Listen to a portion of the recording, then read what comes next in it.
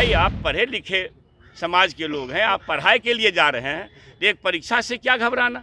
या ज्ञान की भूमि अगर भारत है तो उसका जद है, उस जड़ में है बिहार। मगध में आप खड़े हैं, यही ज्ञान की भूमि है। वेल बिगन हाफ डन, ये शुरुआत संघियों के पांव से जमीन खिसका दिया है, वो चिंता में बरबरा रहे हैं। आप एक चीज बताइए, गुणवत्तापूर्ण शिक्षा देना, गुणवत्तापूर्ण शिक्षा देना इस सरकार का संकल्प है। माननीय बिहार के शिल्पकार मुख्यमंत्री नीतीश बाबू, उप मुख्यमंत्री तेजस्वी प्रसाद यादव जी का ये संकल्प है कि ज्ञान की भूमि बिहार के विरासत को वापस करना है। तो गुणवत्तापूर्ण शिक्षा देने के लिए हम अपने बच्चों के लिए, अपने राज्य और देश के तरक्की के लिए एक बेहतरीन शिक्षा कैसे दे सकें, इसके लिए यह सूत्र आया है, यह नियमावली आया है। इसमें अगर किसी ढंग का कोई नुस्ख निकालते हैं तो यह उचित नहीं है।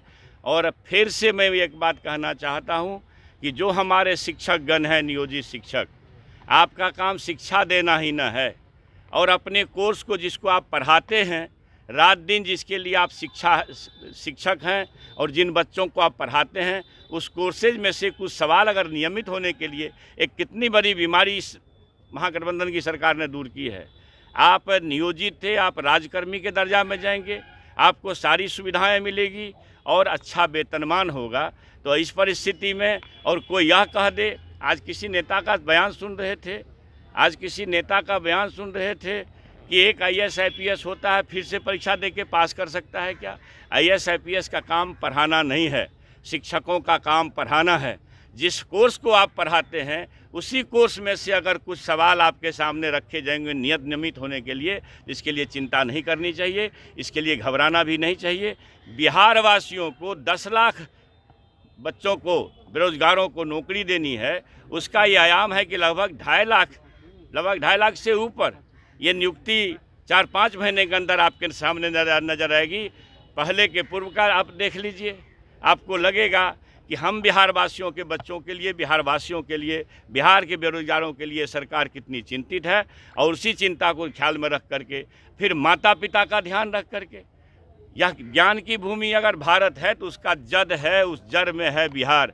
मगध में आप खड़े हैं, यही ज्ञान की भूमि है। पूछ रहे थे फिर आप कहाँ चले गए। अब ये क्या, आप मेरी बात समझिए।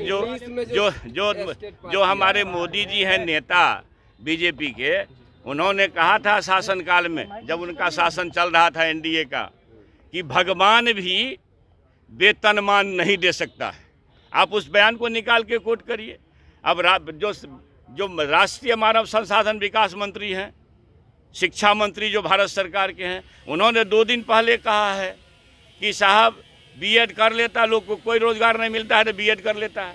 भैया एक अच्छा खासा परीक्षा, आप प्रोफेसर होते हो, कितनी मेहनत से लोग नेट की तैयारी करता है, फिर PhD करता है। नेट की तैयारी में कम मेहनत करनी होती है क्या? फिर वही बच्चा PhD करता है। आप नेट होते हैं, PhD होते हैं तो आपको प्रोफेसर होने की दक्षता प्राप्त होती है। आप शिक्षक होने के लिए दक्ष हुए, आपने ट्रेनिंग किया, आपने क्या कहते हैं CTET STET पास किया, अच्छी बात है। तो भाई आप पढ़े लिखे समाज के लोग हैं, आप पढ़ाई के लिए जा रहे हैं, तो एक परीक्षा से क्या घबराना, नहीं घबरानी चाहिए। आप ये बताइए, अच्छा आप ये बताइए, आप ये बताइए, अभी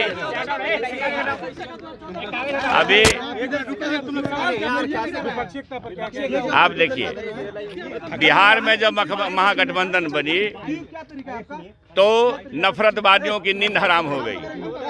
अब एक पहला वेल बिगन हाफ डन, ये शुरुआत संघियों के पांव से जमीन खिसका दिया है, वो चिंता में बरबरा।